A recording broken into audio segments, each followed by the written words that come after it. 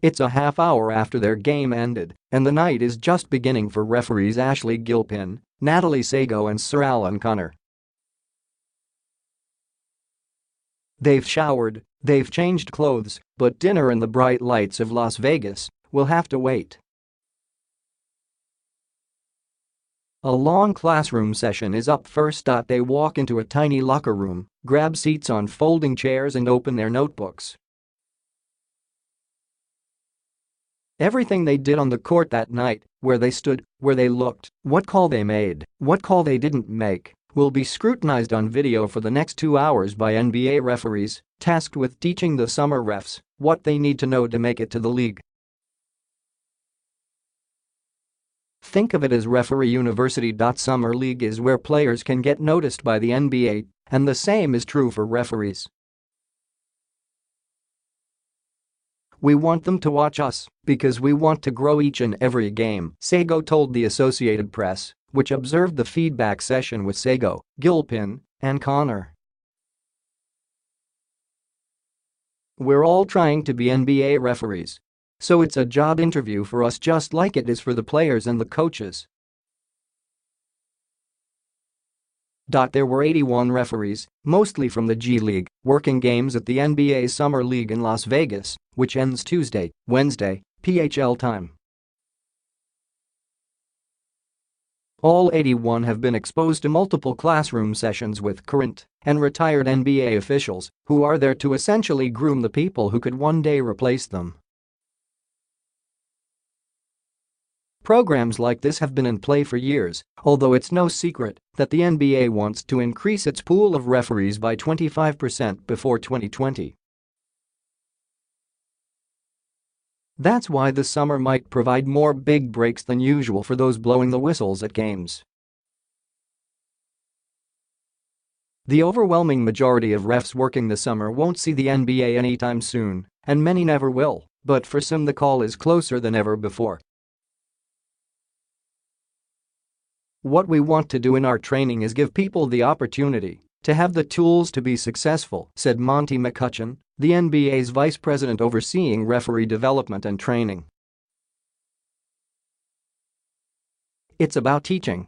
I think one of the great disappointments of American culture, as I see it, is we don't appreciate apprenticeship enough. We think that just by going to school you're suddenly ready instead of having hands-on training that allows you to grow. Here, we give that hands-on training. Of the 81 summer refs, 19 were women, up from just 5 at Summer League last year, and nearly doubling the total of 10 who worked the event over the most recent 5 years. It is clear that it won't be long before more women make it to the NBA level. For now, there's only one in the NBA, Lauren Holtkamp. To me, it's a bit embarrassing that we only have one working woman in our officiating ranks right now, NBA Commissioner Adam Silver said.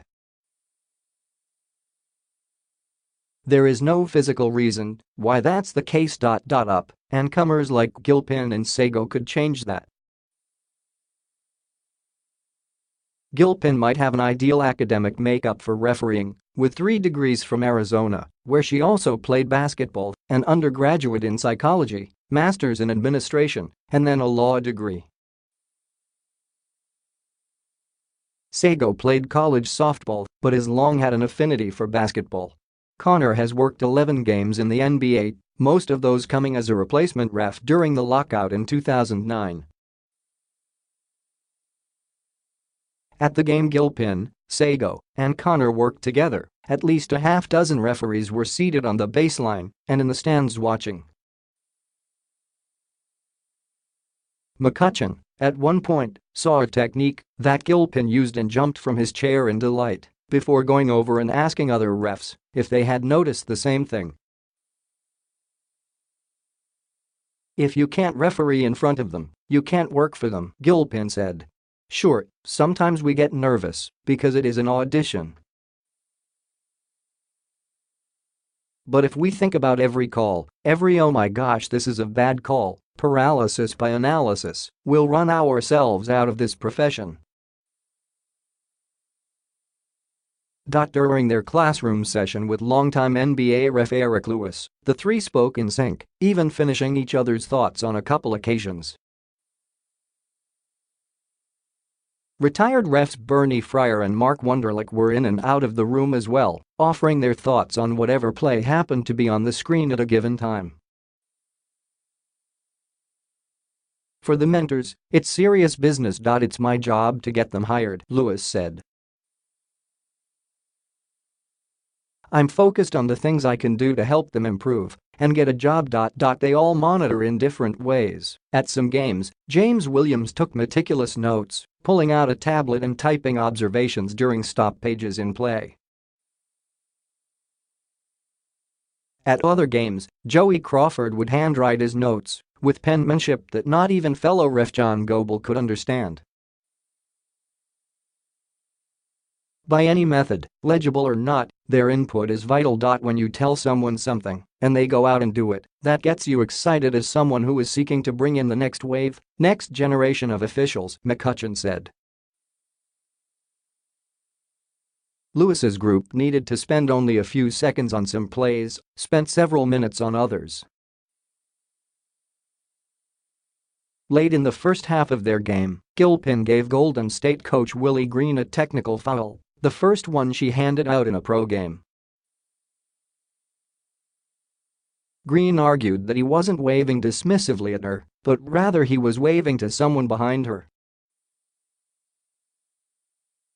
A few moments later, Gilpin missed a call. I was in my head, Gilpin acknowledged afterward. Lewis shrugged and told her to believe in her call, believe the tech was warranted, and move on to the next play.